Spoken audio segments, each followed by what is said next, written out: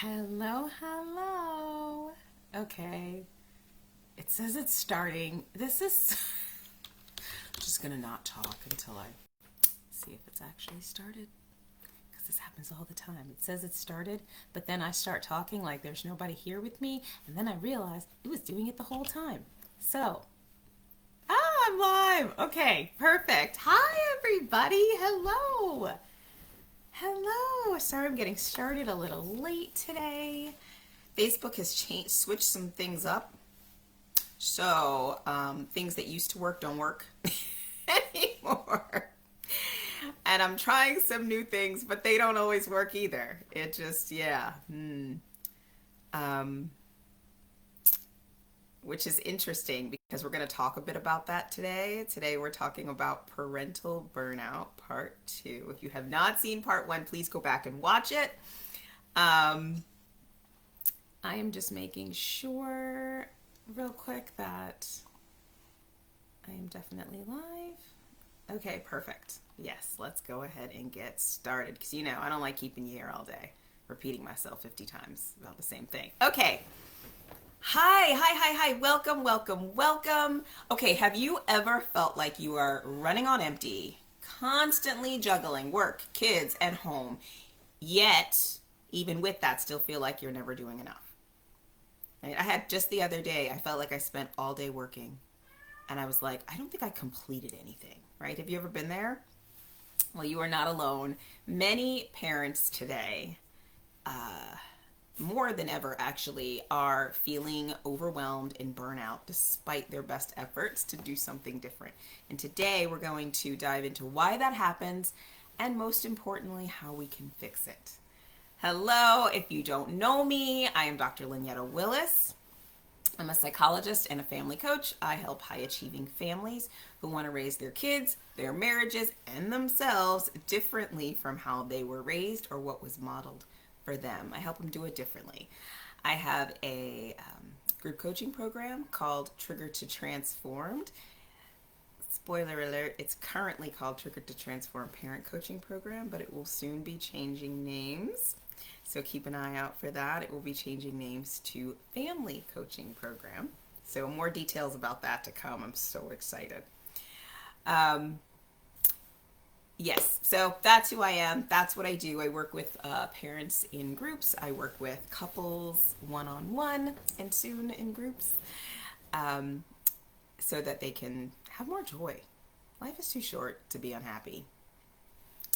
Speaking of which, I was messaging a mom in my Facebook group recently, and she said some really sobering things. She told me, I was asking, do you need resources or how can I help? And she said something along the lines of, I really don't see the point. My husband's not fully on board. Society doesn't really support parents' well-being. It's all about the kids, and honestly, I'm tired. And I was like, you're not wrong.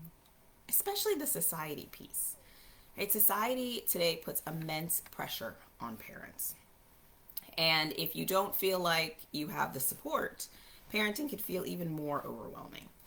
Right? In my Trigger to Transform program, we were recently talking about holiday traditions and all the things that everybody was going around saying what they do on different holidays to celebrate and the types of things that they want to do for their kids and pass down. And then after everybody shared, I said, how many of you actually enjoy doing those things? Not one hand went up. Right? But when then we dived deep into it, it was like, I feel like I have to do it. That's what good moms and dads do. We just do all the things. And as cycle breakers, we're working extra hard because we're letting go of that authoritarian stop crying before I give you something to cry about paradigm and trying to embrace the conscious, kind, my kids needs matter paradigm, which is great. But you may feel like as you're doing it, if you're anything like the parents that I work with, like sometimes you feel like a doormat. Or you feel like you're just full of guilt when you do take time for yourself or assert a boundary. Right? So there's this sense of like, I'm not really sure what to do. It can feel like, yes, Our kids' needs are coming in clearer and more focused, but your needs are fading to the background. Let me know if that resonates at all as you try to do this new parenting thing.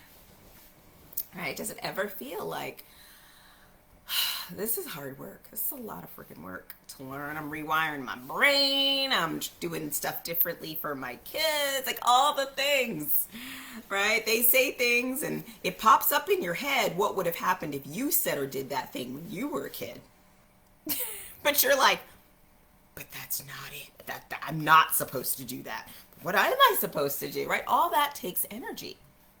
Right? Instead of feeling like a doormat or guilt-ridden, as parents, we want to feel confident and in control and capable that we may feel in other areas of our lives, such as work. We want to deal with and understand our children's behavior and manage schedules without feeling overwhelmed. We want to enjoy our kids because we know we only have them for a period, right? We want to enjoy our kids, our lives, and our family without feeling like we're running on empty. Does this resonate with anybody? Are these the things that you want? Let me know. Let me know in the chat if this is what you feel you want. But here's the issue. The greater that gap between society's expectations and your family's needs and your personal needs and desire, the more risk you are, the higher the risk you are for parental burnout. Right? So the greater that gap, the higher the risk.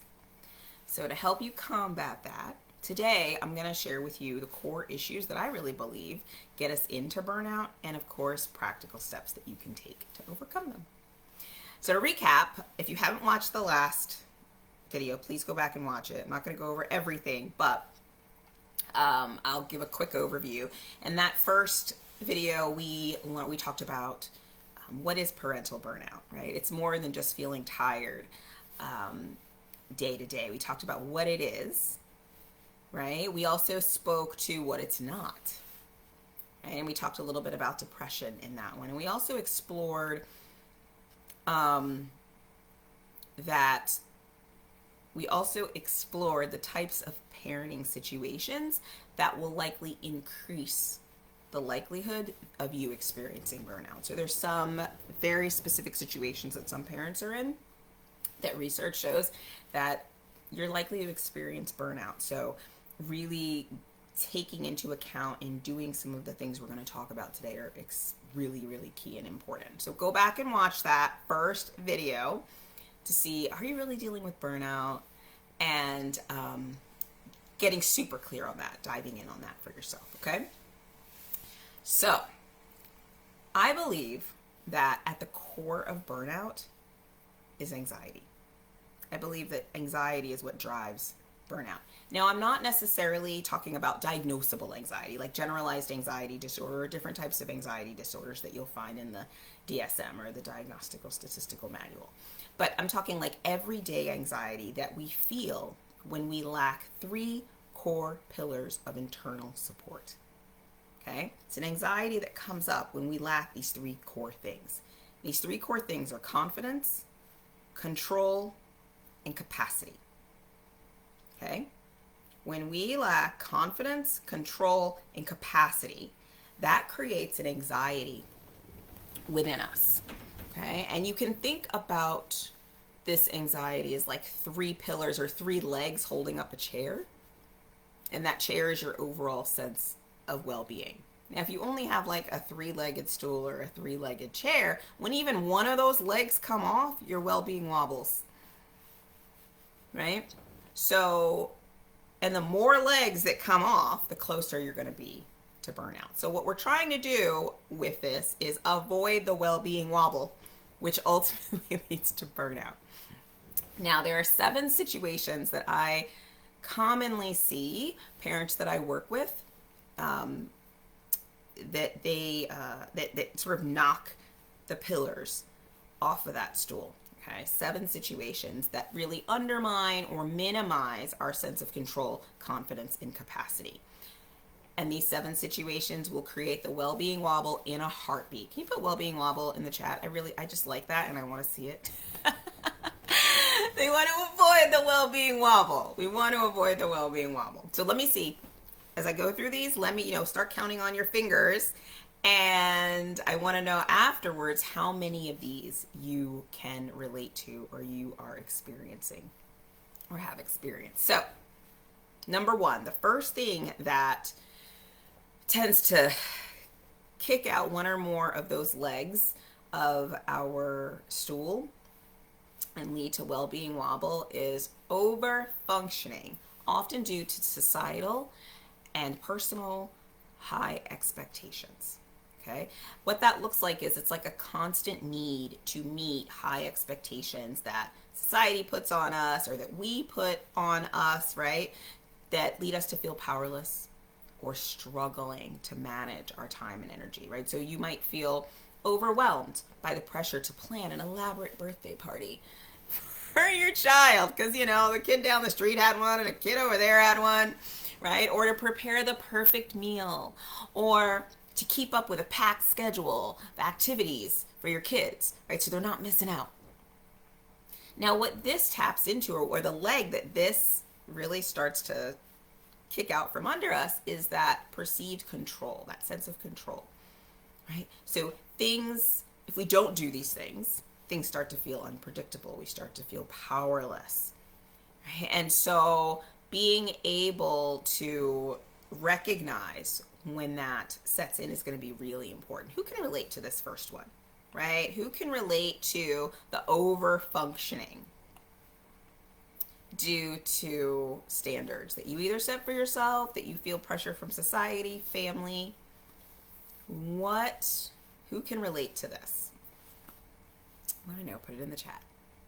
The second thing that I see a lot that throws off our ability to maintain a sense of control, confidence, and capacity is the giving tree syndrome. Now, have you ever read that book, Giving Tree? Or it's not a book, it's actually a story. Is that a book? Okay, anyway, by Shel Silverstein. I think it's by Shel Silverstein. Should have checked on that before I came on. Pretty sure it is. Where it's about this tree that basically gives and gives and gives. It's actually a really sad story. Gives and gives and gives and gives so much that it ends up dying and it can't give anymore, you know? And so we tend to do that, especially women. I know it happens to dads too. I know it does. And as women, we tend to have this constant belief in our minds we are more susceptible to the giving tree syndrome, right? Where we're constantly prioritizing the needs of others, which leads to this perpetual state of giving without replenishing, right? So we're continuously sacrificing our rest, our hobbies to ensure that our family's needs are met, our kids' needs are met. But what this ultimately leads to is depletion and resentment. So the leg that this kicks out from under us is capacity, right? Life's demands can deplete our energy, which leads us to operate on fight-flight energy, which isn't sustainable. You're stretched too thin, you're juggling chores, work, with no activities or time for yourself. I will say this, one thing I realize in my program, when people come in, I have them it's a process that I take them through. And one thing that they realize overwhelmingly is that they're operating most of their day off fight-flight energy. Fight-flight energy. We don't want to operate off fight-flight energy. I don't know if you all have seen my zones of experience chart, but it's this chart that I have where it's like the red zone at the top is fight-flight. Then the blue zone at the bottom is freeze. And then the middle zone is the purple. So that's why I love purple, because I'm always wanting to be in purple. Right? The purple zone is that flow zone. Well, most of the time we are operating off fight-flight energy. That's how we're going out from the time we get up to the time we go to bed, because that purple zone isn't wide enough to sustain us. Working day to day off fight-flight energy is like driving from New York City to California and back again on a reserve tank of gas and a spare tire. That's what that is. It's pretty much what you're doing. Good luck with that. Right? What are the odds that you're going to make that trip successfully without any incident? Pretty low. Pretty freaking low. Right? And I'm not speaking from a mystic on the mountain standpoint. Okay? Please know that. Years ago, I think I said in the first video, I shared a story about when I realized that I was burned out. And something else that happened within that period, I went, and a friend and I were having lunch, And she said, I've been thinking about you a lot lately. She's very, very intuitive, spiritual friend of mine. She's like, I've been thinking about you a lot lately.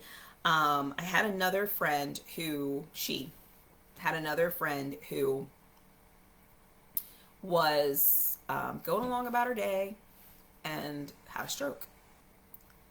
And she said, I don't know why, but I feel like I really need to tell you that story. And I just want to say, please take care of yourself. So I was like, okay. And I had to go to the grocery store for something. You know, in some of the grocery stores, at least here in the US, they have those machines where you can check your blood pressure. So I thought about what she said, and I sat down and I checked my blood pressure. Yo, I didn't even know this was possible. The machine said to me, I'm not kidding, check my blood. I'm sitting there, my blood pressure's checking. All of a sudden, this big red flashing light comes up on the freaking screen, and it said, go to your nearest emergency room. And I was like, I don't think it's supposed to do that. My blood pressure was through the roof. It was like 190 over 125 or something. I took a picture of it. The blood pressure is supposed to be like 120 over 80. Like, I was through and didn't even know it. Didn't even know it. And it was during that same period that I talked about in the first video for this series. So, realizing that, like, I was working off fight flight energy for way too long. And so please, please, please take care of yourself. That's so important. Number 3, fear of making mistakes. Okay. So this is the third thing that can knock out one of those legs. The leg that this one acts on is our confidence leg. All right. So you're constantly doubting. Make sure you're counting. Make sure you're counting. We're on number 3 now. So constantly doubting your parenting decisions, fearing that you're going to make mistakes. Right? Fearing that your child is going to grow up and live in your basement, or grow up and never want to speak to you again. Right? And so second guessing every decision you make regarding discipline and routines, and worrying excessively about whether or not I'm being too strict or I'm being too lenient. Right? Like, that takes energy, and that knocks on that confidence leg of our stool. Right? Constantly doubting your abilities. Okay? Sure, you know, I could tell you what to think, but when I work in my programs, I often want to know, like, what do you think? Because this confidence leg is that important. It's that important, right? And so finding ways to deal with that is going to be super helpful, and I'm going to tell you about that in a minute. All right, so the next thing, number 4, is chronic stress. Chronic stress. This is something else that can really knock a leg out from under your stool and create that well-being wobble. Okay? So persistent stress, ongoing demands, pressures, that depletes our energy and our reserves, right? It's going back and forth from New York to California on a reserve tank and a spare tire, right? And it could lead to burnout. Constantly managing work deadlines, household chores, taking it all on yourself, not delegating one bit of it. Right? Not taking breaks. That is going to knock out the capacity leg. Right? So thinking of things like, how are you managing your stress level? Do you even know that you're stressed? Like I said, in my program, I would say, I'm not kidding, probably 90% of the people who come in there don't even realize that they are riding in the red zone most of the time, like I was. All right? Number 5. Carrying unresolved stress and trauma. Okay? Now, this is especially important for cycle breakers to hear. That unresolved stress and unresolved trauma, it can create a constant, like this continuously playing background music of anxiety and exhaustion without even knowing it. So dealing with that the emotional and psychological effects of your childhood experiences while trying to parent differently, it can feel hard. It can feel like pushing the gas and the brake pedal at the same time, right? And when I say trying to deal with it, I mean not mindfully dealing with it, but just like pushing it away or saying I'll get to it later, right? So not dealing with that stuff directly, it's gonna play on that capacity leg as well. Okay? Number 6, ignoring your needs and your sources for joy. Okay? This absolutely starts knocking on that control leg. All right. So when we start to neglect our own needs and we give up our hobbies that bring us joy. I had one mom in my program. I think I've told this story before where she came in and I was like, we talked about our needs mattering. And she was like, I'm pretty sure I had to turn those in before they let me take my kid away from the hospital. And I'm like, oh my gosh, I know that feeling. I know that feeling. But no, your needs matter is so important. Okay. So, but when we don't keep up with our hobbies and our needs, what ends up happening is it depletes us. We feel like we have less control over our time and our energy. All right. And I get it. Sometimes you're just too tired. I've done that. When I was in that period, that burnout period, like I said last time, my favorite phrase to tell my friends was, the spirit is willing, but the flesh is weak. Like, I really want to go and do that thing with you. I really want to play with you. I really want to blah, blah, blah, blah, blah. But I'm so exhausted, you know? And part of it was because I didn't take the time to replenish my tank. I was just go, go, go, go all the time. And finally, number 7, the 7 common thing that knocks that leg, one of those pillars, one of the 3 pillars or legs out from under us, is lack of support. Lack of support. Okay, now burnout, contrary to popular belief, cannot be solved just through caring myself. Like, self-care is important, don't get me wrong, but community care is also important. Research is very clear on this. Without a supportive community, we're more likely to, especially as parents, doubt our abilities, feel isolated, right? Unsupported. We start thinking it's only me. Nobody else is going. I'm the worst person. I'm the worst parent. My kids are the only kids who, that sort of thing. And so it's really important that we tap into a community so we can have those shared experiences. Social connection pretty much cures everything. I mean, okay, not everything, but when you look at the research, social connection is so important for so many things that ail us day to day, and burnout is one of those. All right. So when our well-being table wobbles or just plain falls down, it's just on the ground, our body and our brain are beautifully wired, okay? They try to help us out. So they try different things to rebuild our legs or our pillars. The first thing that happens is we fall into what I like to call a stable misery pit. Now, stable misery, you've probably heard me talk about it. It's that place where we're not in crisis, but we stay in this really narrow window of predictability, familiarity, and control because it keeps us safe, right? Keeps things stable. The problem with stable misery, it's kind of like a frenemy. That's the friend part. It keeps things safe. It keeps things predictable. Problem, though, is that we're also unfulfilled. We're unhappy.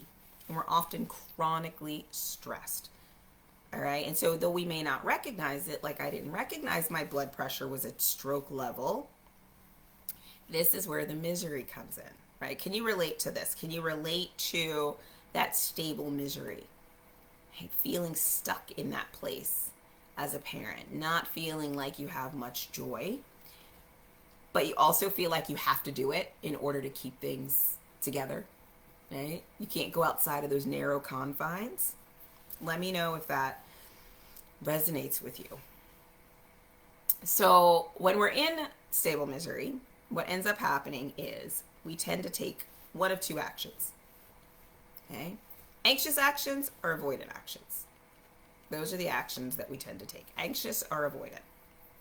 When one of our pillars is knocked out, one or more are knocked out, we're stuck in stable misery, we take one of 2 actions to try to cobble together and rebuild those pillars. So anxious actions, when we're acting from that anxious red energy, right, what we're doing is we're overfunctioning to rebuild control and confidence. Those are the pillars we're trying to push together. So an example of that would be like, this is a personal one. Constantly checking your child's schoolwork to make sure they did it right. Over scheduling activities to make sure everything is structured and secure, right?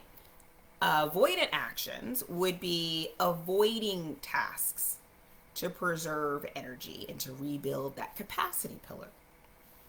Of course, this leads to bigger problems, though, right? You're like, I'm just going to ignore it. I'm just going to watch Netflix, right? If you ignore a messy house long enough, what happens, right? But you do it because the thought of tackling those things is overwhelming. So what usually happens is we're doing the anxious avoidant, we're doing the anxious energy, right? Back New York, California. After a while, our brain and our body are like, this isn't working anymore. And then we fall into avoidant. Now, sometimes we just start in avoidant, right? Like our brain has learned that anxious thing doesn't work. Let's just start with avoidant, right? Like, how do you tend to show up? I'm really curious. Do you tend to do the anxious or do you tend to do the avoidant? What tends to be your way when you're in that stable misery place? When you realize the control, the confidence, and the capacity just aren't there, what does your mind and your body tend to do? Now, I want to say a little caveat here, 2 caveats actually. The first one is our tendency to rebuild things. Like I mentioned, checking kids' schoolwork, right, to make sure they did it right. You might do that from a purple place, right? Like if I was doing that, coming out of like flow energy, that purple energy, could have been completely fine. But I wasn't. I was doing it out of the anxious avoidant energy. And how you know that is when you're doing something out of anxious avoidant energy, you're usually trying to run away from something, right? So for me, I was running away from, oh gosh, if he doesn't do this homework right, he's not going to get a good grade, and then we're going to have to work twice as hard at the final, and then right? So you start catastrophizing everything. It's end of the world, right? And so it comes when you think about it, you start to get anxiety around that stuff. I remember during that time, my kids would come home with homework, and I would literally, like, immediately my whole body would like, because I just knew, like, oh my God, this is going to be a long night, isn't it? Or that was my fear. So I'm automatically placing my mind and my brain and my body in this fight-flight space. All right? So realizing that actions can come, and we're going to talk about more because there's a third action outside of avoidant and anxious that we're going to talk about in a minute. So actions aren't inherently anxious or avoidant. It's the energy behind them. The second caveat I want to say is, if you find yourself doing anxious avoidant behaviors, don't demonize yourself, don't criticize yourself, right? That is your body and brain's way of protecting you.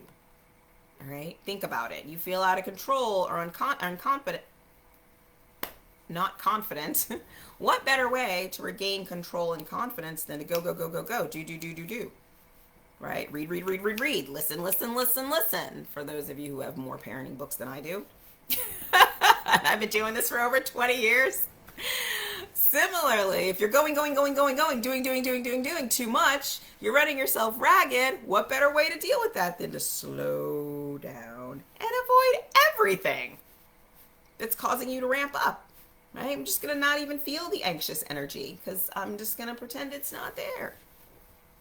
Right? So again, if you haven't already, I'm curious, which do you tend to do? Do you tend to, what do you tend to do to rebuild those pillars or your legs? Do you take anxious action? Do you take avoidant action? Let me know. And while you're doing that, I'm going to dive into solutions. All right? So now I know you're probably thinking, okay, Dr. Ellis is great. What do I do instead? Well, you have to rebuild your legs or your pillars to take the wobble out of your well-being. That's pretty much like the short to the point answer, right? This way, instead of taking anxious avoidant action, now you're relying on intentional action, okay? So remember when I said when I was checking my kids' homework, that wasn't because of the energy I was bringing to it. I was operating off fight flight, but that doesn't mean that checking your kids' homework is fight flight energy. Not necessarily, but you can tell. You know the things that you're doing when you're in fight flight or anxious avoidant versus freeze. Or freeze versus flow. You can tell. You can tell. You're listening to this video. You're my people. I know you can tell. You know. Right? So being able to discern that. So the first thing that you do when we talk about intentional action is you engage in activities to increase your control, your capacity, and your confidence. So increasing control. Make your life more predictable. Right? Because the lack of control, that has to do with a sense of powerlessness. Right? And helplessness. So delegate tasks. Establish clear boundaries, not just for those around you, but for yourself. We break more promises to ourselves than we do anyone else in the world. I'm telling you. Tell me I'm wrong. We break more promises to ourselves about our well-being. We give up on ourselves before we give up on anybody else. Right? Don't we? Let me know. Let me know in the chat. If we treated our friends and our kids and our partners like we treat ourselves, oh wow. Yeah. Heck, we might be in jail in some instances, geez, for like neglect. Right? I know there's times that would have been me wholeheartedly, for sure. Don't feed myself. I don't do anything. I just, right? Like, no. So if you say you're going to shut off your phone at 10 and go to bed because you know that's good for your body, do it. And here's the thing, when you're trying to increase that control, think of them as like levers, right? So if your control lever, your confidence lever, and your capacity lever are down at 0 and you want to move them up, you don't necessarily have to push it all the way to the top. Take baby steps. What's one small thing that you can do today to make your life more predictable, to rebuild that control leg? So in Trigger to Transform, we've redefined routines. And I created this really unique approach that helps members to design routines in a way that works for them. Because many times our routines are created around the family. But you've also got to get you in there, right? So make sure that as you rebuild that leg, you do it in a way that truly gives you a greater sense of control and predictability in your day-to-day life, all right? That works for you. Increasing confidence, number 2. Play around, experiment with trusting your instincts. You know your child better than anyone else. Now, with that said, I'm not going to sit up here and say parenting is an intuitive sport. No, it's not. There's a lot of research and data. Yes and no. It's not, only because, especially for cycle breakers,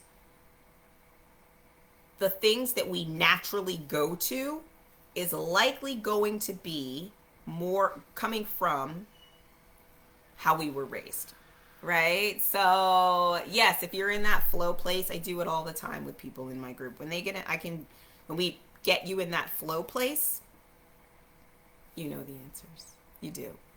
You might need a tweak here or there, but you can get there, right? So my job is to help you find that flow place more consistently.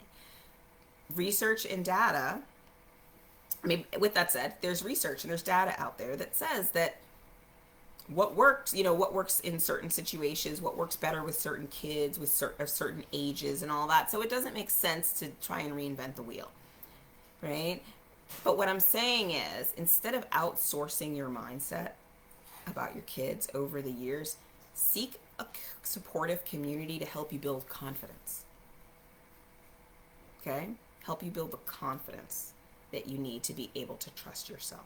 Increasing confidence, what that means is basically just gaining the insights, the skills, the abilities that you need to feel confident enough to trust your instincts.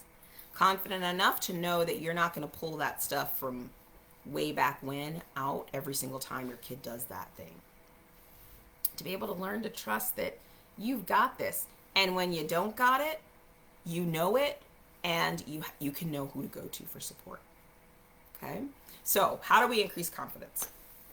Join communities that are answering the questions you're asking.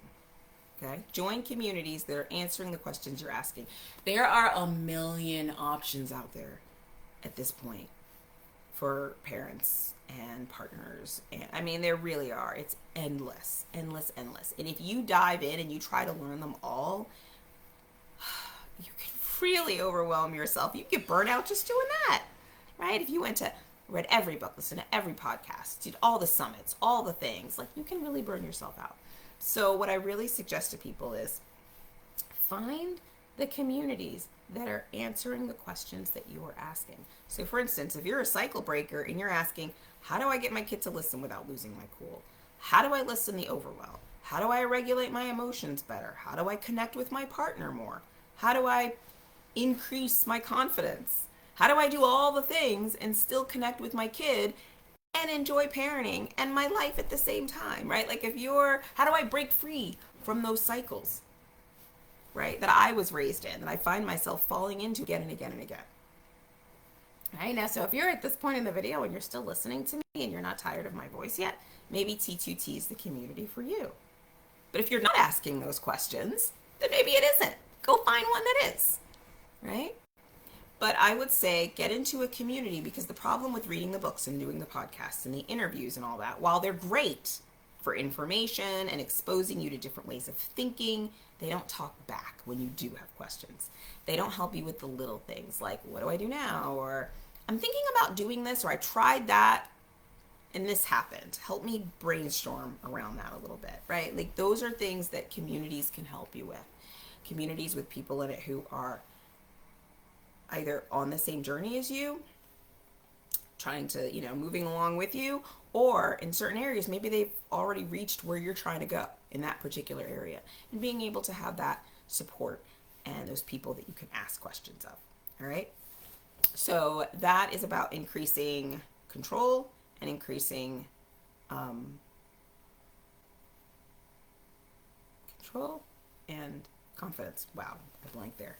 Third one, increasing capacity. So the best thing that you can do for yourself to increase your capacity is to set realistic expectations. It really is. Also, of course, prioritize you and your needs. And I'm going to challenge you to cut your to-do list in half. I know that sounds really hard. I know it does, but try it. Try it. Here's the thing. If there was an emergency, God forbid, that happened right now, and you had to drop everything and go handle, you'd figure it out. You'd figure it out. The same things that you had to do today would be there tomorrow, right? You wouldn't be like, oh my gosh, I have to finish paying that bill or writing that thing or doing that. No, you would figure it out. So if there was an emergency that happened right now and you could pull away and handle that, there's a good chance that the idea that you can't be more flexible with yourself is a bit of a story that can be challenged, right? And so where can today's to-do list be cut a little bit and be done tomorrow? Or where can things be delegated, right? Because when our capacity is limited, you're stretched too thin, you're juggling too much, and you have no time for yourself. And ultimately, that is not going to get you where, we need this vessel to help us and to get us where we ultimately want to be.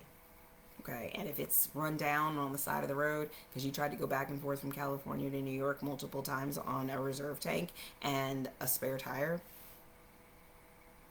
yeah, it's not gonna help. All right.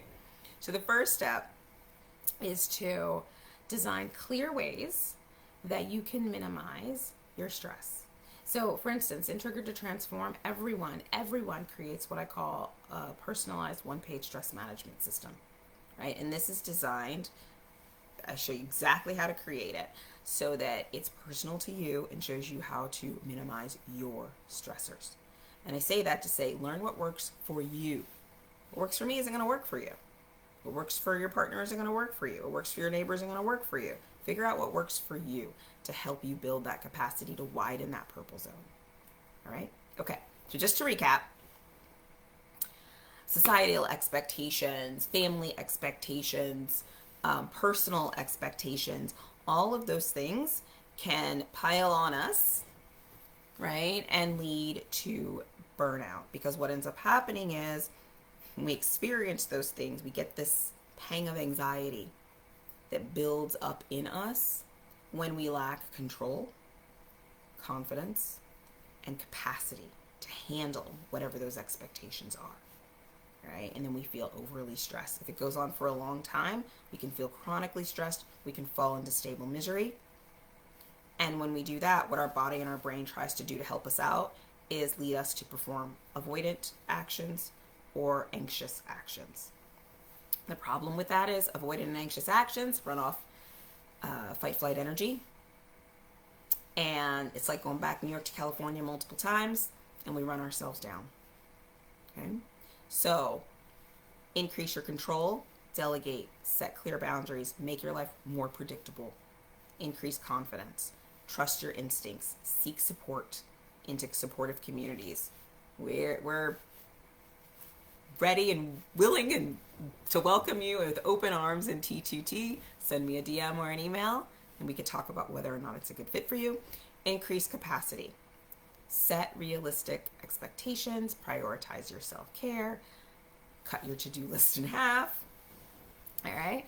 So, if you found this valuable, like I said, and you want to go deeper and you want to check out Triggered to Transformed, parent coaching group, soon to be Triggered to Transformed family coaching group, or if you just are curious and want to know more about that, comment below, send me an email or a DM, and we'll chat to see if T2T is your next best step. Because it's not going to be everybody's next best step. And I will absolutely tell you, T2T is not necessarily right for everyone. And if it's not right for you, I'll let you know that, and I'll tell you what I think is. All right? But if it is your next best step, would love to have you to help you effectively manage your parenting challenges, build confidence, increase that capacity to handle your stress, all while connecting in a supportive community so that you can feel more confident and enjoy this whole family process more. All right, thank you for watching. Thank you for being here. I'm going to stop there, and I'll see you next time.